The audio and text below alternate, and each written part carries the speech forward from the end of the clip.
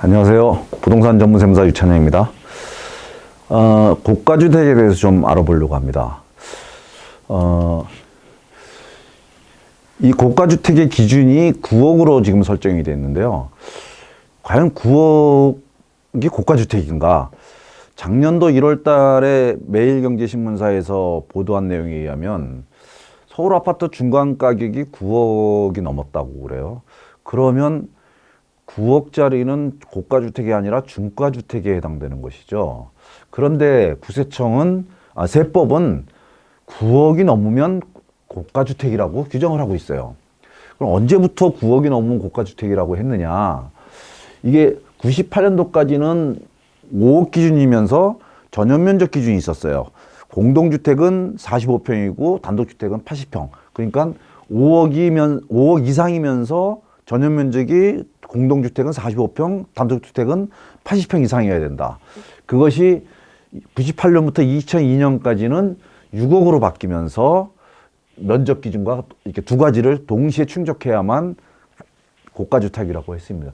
지금 생각해 봐도 공동주택의 전용면적이 45평이면 뭐 한 60평 이상 되는 주택이죠. 그런 주택은 고가주택이라고 해도 누구나 다 수긍할 수 있을 것 같은데요. 이게 2002년도부터는 면적 기준이 없어지고 가액 기준으로 바뀌었습니다. 그러면서 6억 이상 되는 것은 전부 고가주택이라고 이렇게 규정을 했습니다. 그러다 보니까 그 면적은 작지만 가액이 높았던 서울에 있는 주택 또는 강남에 있는 아파트들은 6억이 넘는 아파트들은 면적이 작더라도 다 고가주택에 해당이 되는 것이죠. 그러던 것이 2008년도에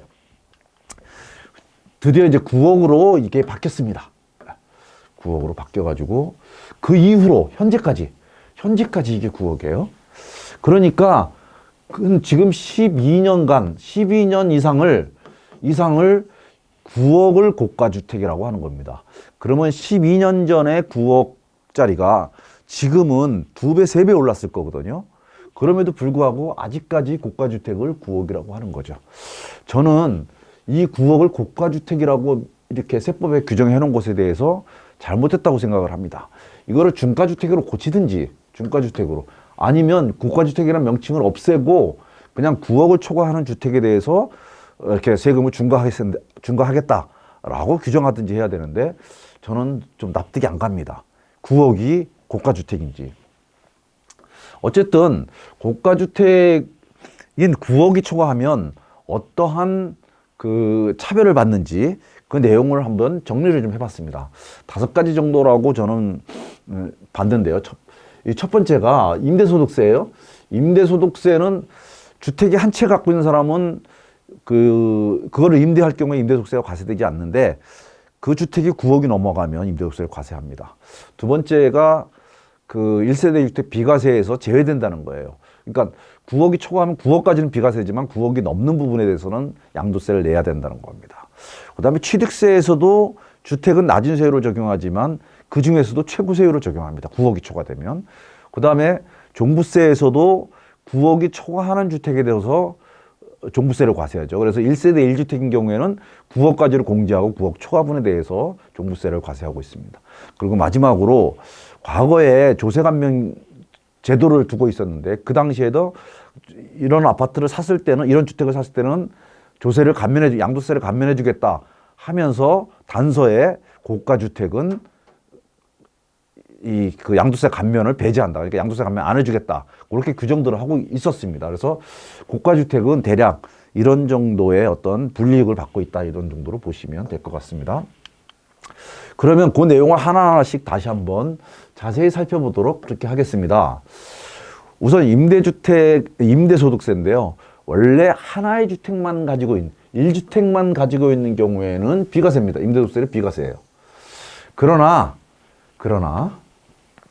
이 주택이 기준시가가 9억을 초과한다면 그건 비과세하지 않겠다는 겁니다. 임대소득세 내라는 거예요. 근데 여기서 말하는 건 기준시가입니다. 기준시가. 요 9억을 판단할 때에 요 9억이 임대소득세 할 때는 기준시가고요. 그 다음에 그 종부세 할 때도 기준시가고요. 취득할 때는 취득가액이고 양도할 때는 양도가액입니다. 그래서 약간씩 9억을 적용하는 가액의 기준이 좀 달라요. 근데 요 임대소득세 할 때는 기준시가입니다. 기준시가가 9억을 초과하면 한 주택을 임대하더라도 임대소득세를 내야 된다. 그럼 한 주택을 임대하는데 임대소득세를 내야 되는 것에서 중요한 쟁점이 뭐냐면, 만약에 그거를 그냥 통째로 임대하는 경우에는 뭐 큰 문제가 없는데, 이렇게 일부만 임대하는 경우가 있어요. 단독주택 같은 경우에 2층짜리 1층은 주인이 살고 2층을 새로 준다든지, 아니면 방이 여러 개 있는데 뭐 문간방을 새로 준다든지, 이러는 경우에 세를 주고 있는 주택 부분이 9억을 초과하면 임대소득을 내는 거냐, 아니면 전체 그 주택의 가액이 9억을 초과하면 내는 것이냐 하는데, 전체 가액이, 이 단독주택 전체의 가액이 9억을 초과하면 임대소득세를 일부만 임대해도 내야 된다는 거고요. 이게 극명하게 나타나는 게 바로 다가구 주택이에요. 다가구 주택은 나중에 기회가 되면 다가구 주택에서 자세히 설명할 기회가 있겠지만, 우선 다가구 주택은 200평 이하여야 되고 3계층 이하여야 되고 19세대 이하여야 돼요. 이 세 가지 조건을 모두 충족해야만 다가구 주택입니다. 그러면 이런 주택은 세법에서 특히 양도세나 이런 데서 1주택으로 봅니다. 그러니까 하나의 주택만 소유한 걸로 보는 거죠. 그래서 거기 19세대가 들어가 있는데 그거를 임대하는 경우에 다른 주택이 없다면 나는 1주택자가 되는 거고, 그리고 그 다가구 주택 통째로 이 전체의 가액이 9억이 안 되면 거기 19세대를 임대했던 10세대를 임대했던 상관없이 그거는 임대소득세가 비과세됩니다. 그런데 일반적으로 국세청에서 고시하는 기준시가는 아파트는 시가의 70%, 단독주택은 50%라고 했는데요.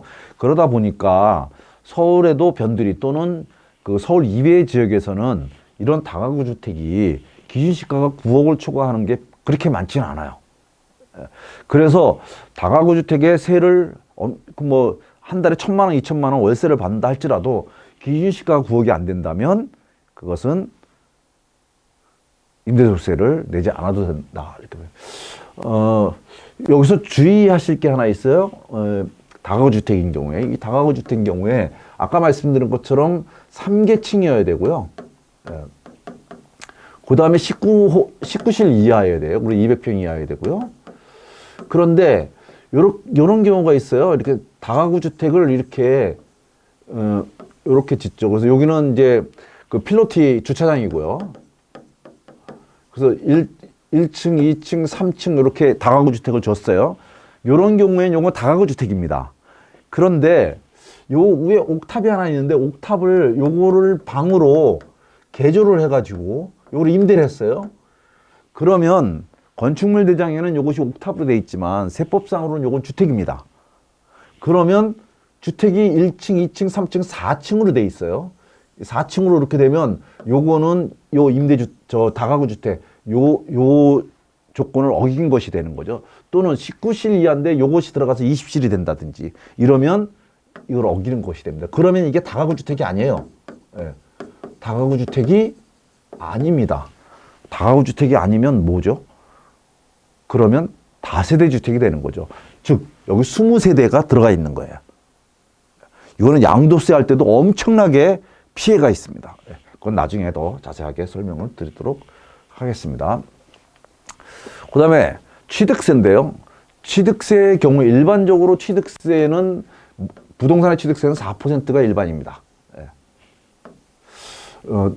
이 농토세하고 교육세를 포함해서 4.6%인데 주택에 대해서는 주거 안정을 위해서 낮은 세율을 적용합니다. 다만 주택의 취득가액별로 차등해서 적용을 하는데요. 보시면 주택을 6억 이하를 취득했을 때는 1%고요. 6억에서 9억까지 2%고요. 9억 초과분은 3%입니다. 물론 이건 1주택에 한해서 그런 겁니다. 1주택.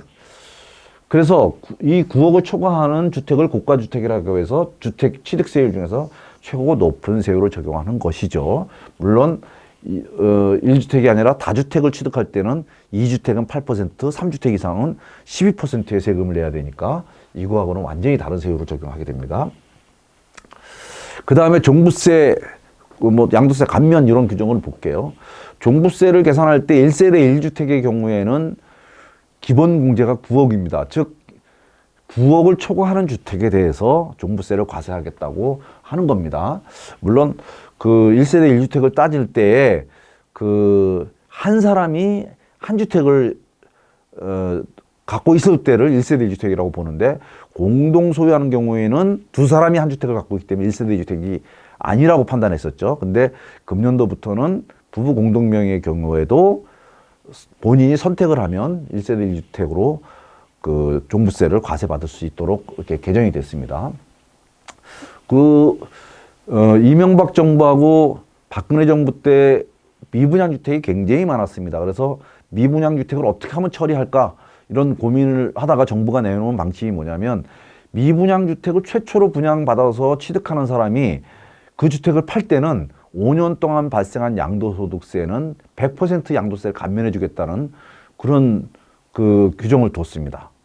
그래서 그것을 이용해 가지고 지금 5년 동안 양도세를 안 내는 그런 기가 막힌 주택 아파트들이 지금 강남에도 여러 채가 있습니다. 그런데 그때도 취득가액이 9억이 넘어가면 그것은 그 감면을 적용하지 않는다라고 이렇게 하고 있죠. 뭐 세법은 아니지만 투기과열지구내에서 주택을 담보로 대출을 받을 때 LTV를 20%밖에 안 했기 때문에 대출을 조금밖에 안 해주게 되는 거죠. 마지막으로 정말 중요한 건 뭐냐면 양도소득세죠. 양도소득세에서 고가주택을 어떻게 취급하느냐 하는 건데요. 주택을 팔아서 양도 차익이 생기면 세금을 내는 것이 원칙입니다.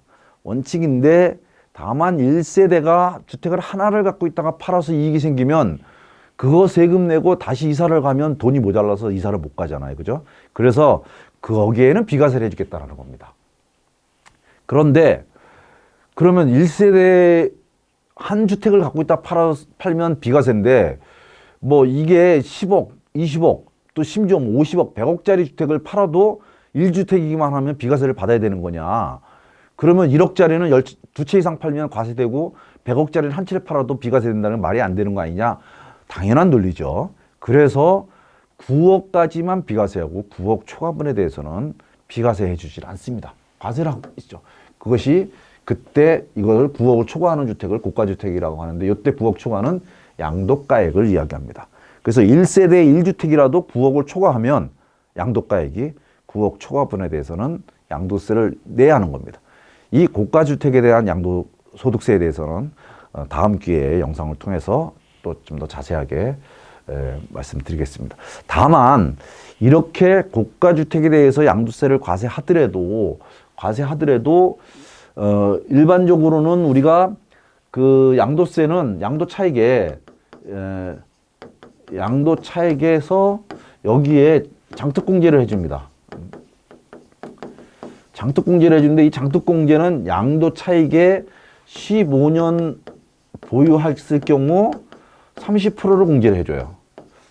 이렇게 공제를 해주는데, 이런 고가주택, 1세대 1주택자가 세금을 내는, 고가주택에 해당돼서 세금을 내는 경우에는 이 장특공제를 10년에 80%까지 공제해주는 특례 장특공제를 적용을 해주고 있습니다. 그러니까 사실은 고가주택에 대해서 9억 초과분에 대해서 양도세를 낸다 할지라도 장특공제를 양도 차익의 80%를 공제해주기 때문에 나머지 20%에 대해서만 세금을 내는 거죠. 그래서 사실은 20억짜리, 30억짜리 주택을 팔아서 양도세를 낸다고 할지라도 생각보다는 양도세가 그렇게 많이 부과되지는 않고 있습니다. 그러면 자, 이 주택의 가액이 9억을 초과하는 경우에 고가주택이라고 했는데, 주택의 형태별로 이걸 어떻게 적용하는지 이런 몇 가지 사례들을 한번 살펴보도록 하겠습니다. 첫째로 주택의 가액이 9억이라고 해서 건물가액만 가지고 따지냐, 그렇지 않습니다. 주택과 주택에 부수되는 토지, 즉 토지와 건물을 합쳐서 9억 여부를 따지고 있습니다. 아파트나 오피스텔이나 무슨 공동주택들은 토지와 건물을 한꺼번에 그 등기부등본에 하나로 돼 있기 때문에 한꺼번에 이제 처분을 하게 되는데, 단독주택 같은 경우는 토지와 건물이 따로 돼 있죠. 등기부등본에서 토지 건물을 따로따로 계약서에다 표시를 해서 넘겨야 되는 겁니다. 그래서 그때는 이 주택과 주택에 부수된 토지까지 합쳐서 9억 여부를 따진다, 이렇게 보시면 될 것 같고요. 다가구 주택은 뭐 그걸 분할해서 처분하시는 분은 없겠지만 어쨌든 분할해서 처분한다면 그건 각각을 주택으로 보는데 통째로 그거를 파시게 되면 전체를 하나의 주택으로 봐서 구역 여부를 따진다 하는 거고요. 그 다음에 쟁점이 되는 건 상가주택이에요. 상가주택 겸용주택이라고 하는데요. 일반적으로 이렇게 그 건물이 있는데 주택이 이렇게 두 개 층이고 이게 상가예요. 이게 주택이고 이러면 이 전체를 주택으로 봐요. 전체를. 그런데 반대로 요게 주택이고 요 두 개는 상가예요. 요게. 그러면 요 부분은 상가로 보고 요 부분만 주택으로 봐요. 자, 이거를 고가주택에다가 대입을 해보면 요렇게 주택 면적이 더 큰 경우에는 이 건물 전체 가액이 9억을 초과하면 고가주택에 해당이 되는 거예요. 이렇게 주택 부분이 작으면 요 부분에 해당되는 것이 9억이 초과되는지 안 되는지를 따진다는 겁니다. 구체적인 기준은 주택 부분과 이 주택 이외의 부분, 상가 부분이라고 하는데 이게 이렇게 크면 이게 전체를 주택으로 봅니다.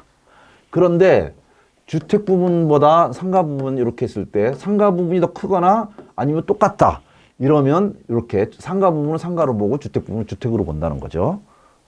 아시겠죠? 그 다음에 이제 조합원 입주권인데요. 조합원 입주권도 이게 9억을 초과하면 주택과 비슷하게 과세를 하는데요. 저거를 처분하면 9억까지는 다른 주택이 없을 경우입니다. 그러면 9억까지는 비과세고 9억 초과분에 대해서는 고가주택과 동일한 방법으로 과세를 하고 있다는 거고요. 마지막으로 부담부증여 할 때의 9억 초과분 얘기인데 이 부담부증이라는 건 뭐냐면 채무가 들어있는 그러니까 부채가 들어있는 부동산을 증여할 때 증여받는 사람이 부채를 끌어안는 거예요. 예를 들어 가지고 내가 이 10억짜리 주택을 이거를 증여를 합니다. 아들한테. 근데 여기에 대출금이 3억이 있어요. 그리고 나머지가 7억이죠. 그러면 세법에서는 요 대출금을 증여받는 사람이 이거는 떠안아서 내가 대신 갚아줄게요. 라고 한다면 요거는 매매에 되는데 양도에 해당됩니다. 그래서 양도세를 내고요. 요거를 뺀 나머지만 증여에 해당돼서 요거 증여세를 내는 겁니다. 그러면 요때 요 3억은 양도소득세를 내야 되는데 그러면 요 양도소득세 요거 할 때 고가주택 여부를 따질 때 요 양도세 요 3억이 요 채무 부분이 9억을 초과하면 고가주택으로 보는 거냐 아니면 전체 주택가액이 9억을 초과하면 고가주택으로 보느냐는 건데 이것 때는 전체 주택이 9억을 초과하면 고가주택에 해당됩니다. 그래서 이거는 고가주택에 해당되는 거고 7억은 고가주택 여부와 관계없이 증여세를 계산하지만 요 채무 부분 3억은 고가주택에 해당되기 때문에 이건 고가주택으로 계산하는 방식으로 이것을 양도세를 계산해서 조금은 세금을 내야 된다. 이렇게 보시면 되겠습니다. 이번 시간에는 고가주택에 대한 설명을 조금 드렸는데요. 다음 시간에는 그 1세대 1주택 관련된 내용들을 좀 자세히 살펴보도록 하겠습니다. 수고하셨습니다.